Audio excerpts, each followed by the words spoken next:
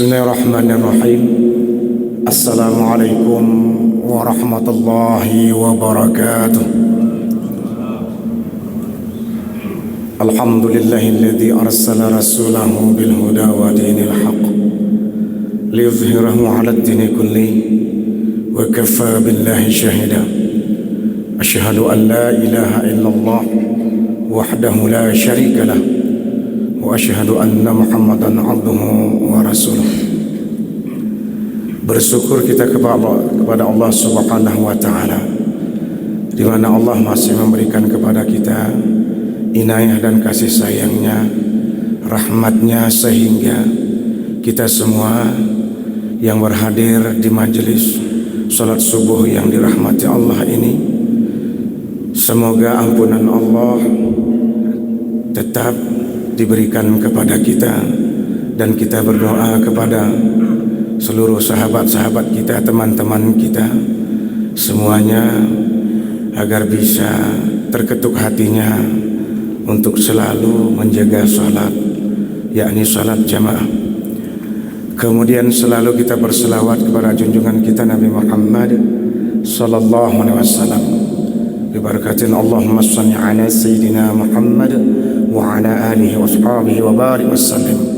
Semoga berharap kita ini semua mendapatkan yang namanya syafaat dari baginda Rasulullah sallallahu alaihi wasallam. Sidang jamaah salat subuh dan pendengar RRI dimanapun berada, juga dipancarkan dari Masjid Agung Rohama yang dirahmati Allah. Sebagai pengisi kita untuk mengisi kekosongan pagi ini, kita coba membahas sedikit ketika Allah akan membuka pintu surga itu sesuai dengan yang disampaikan oleh baginda Rasulullah SAW dengan 4 amalan. Yang pertama adalah lisanun fasihun. Lisanun fasihun ini dikenal, kalau bahasa Indonesianya adalah bisa berbicara kebenaran, namun orang-orang bisa mengikuti pembicaraan yang kita sampaikan, yang kita utarakan dari lisan kita.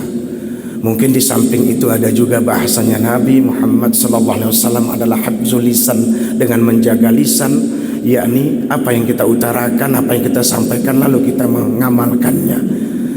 Sidang jamaah salat subuh dan pendengar RRI dimanapun berada,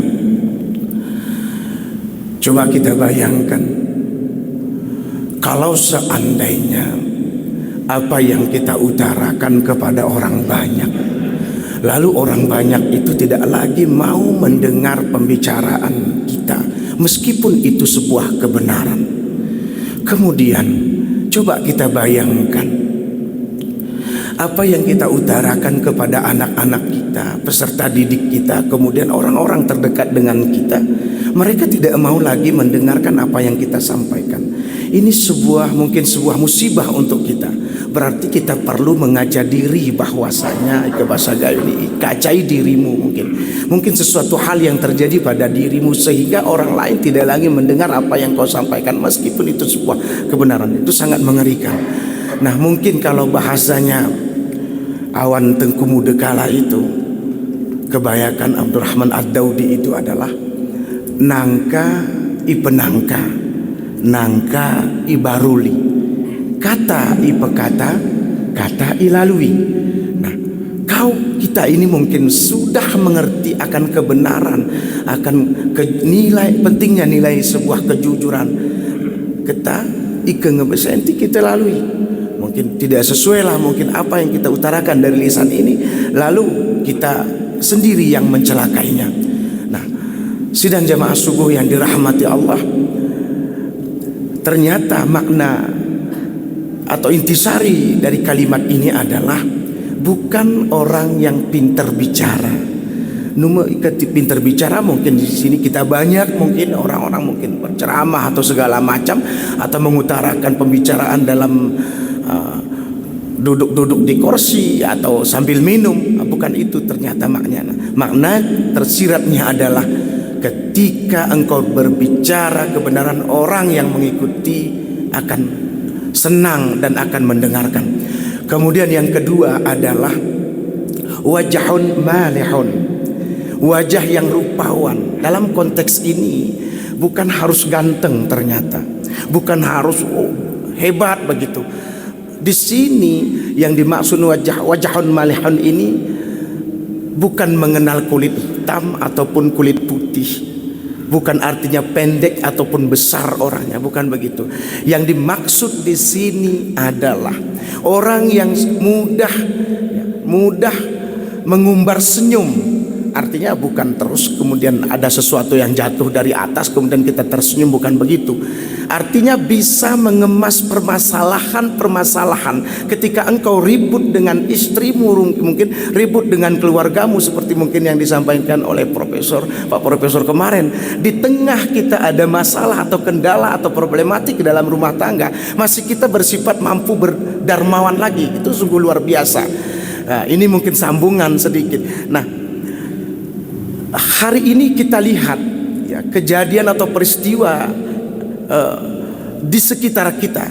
Sedikit masalah mungkin dengan rumah tangga, sedikit masalah dengan atasan, sedikit masalah dengan orang sekitar kita, kita mengadunya kemana? Bukan kepada Allah. Yang mayoritas ketika manusia sekarang mengadunya ke dinding mana? Facebook itu. Icarut jemaah, ikotekan jemaah, sehingga ikotekan istri diri, ikotekan suami diri, sehingga kita ngadunya kemana? Nah, inilah yang mungkin mengemas sesuatu hal yang harus pintar menggunakan media itu. Nah, di sini kita kembali kepada yang dibahasakan Nabi adalah tabassam. Engkau melatih dirimu untuk senyum. Maka paling minimal, standar minimal bersedekah itu adalah memberi senyuman. Nah, ini ya Allah, Masya Allah, sebagian orang entah sana si pebotom-botom. Ini mungkin bahasa gayu, pebotom-botom demurahi. Cuma kan dirinya bercerita dengan, mungkin dia senang bercerita dengan temannya, terus dia lewat dia membotom kune. Ini sangat sulit untuk dimengerti. Artinya marilah kita mengemas permasalahan-permasalahan itu dengan melatih senyuman dan tidak mengumbar kemana-mana.